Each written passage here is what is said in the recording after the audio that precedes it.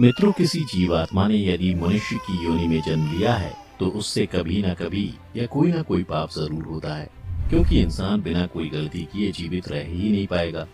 लेकिन कभी आपने ये सोचा है कि मनुष्य के पाप करने की असली वजह क्या है?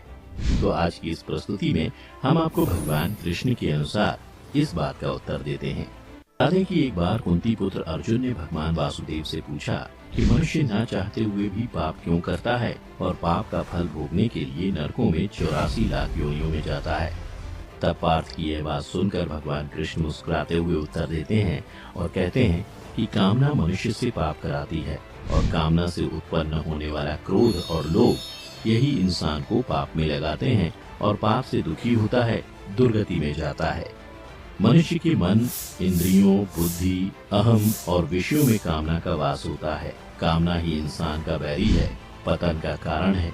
लेकिन इंसान को अपने ज्ञान रूपी तलवार से इसको भेदना चाहिए। मनुष्य के कर्म बंधन का कारण बनते हैं, लेकिन यदि वही कार्य दूसरों के हित के लिए किए जाते हैं तो मुक्त करने वाले बन जाते हैं। अपने लिए स्वार्थ कामना से करें तो वही कर्म बंधन भोग है और दूसरों के लिए निष्काम भाव प्रेम से करें तो वही कर्म मुक्ति, आनंद, योग का कारण बनता है। कहा गया है कि दूसरों के लिए कर्म करना ही यज्ञ है। इसके साथ ही गीता में कई प्रकार के यज्ञ भी बताए गए हैं। दूसरों के हित में समय, संपत्ति, साधन लगाना द्रव्य यज्ञ है। वहीं ईश्वर की प्राप्ति के उद्देश्य से योग करना योग यज्ञ है। इंद्रियों का संयम करने के लिए संयम यज्ञ है।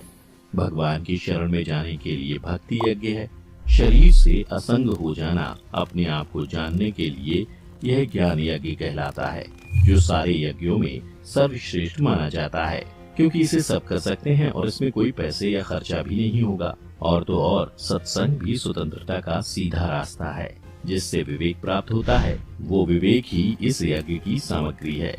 श्रद्धा, उत्कर्ष, अभिलाषा, इंद्रिय संयम इस यज्ञ के यंत्र हैं। तो हमें कोशिश करना चाहिए कि ज्ञान यज्ञ में अपनी कामनाओं की आहुति डालकर जीवन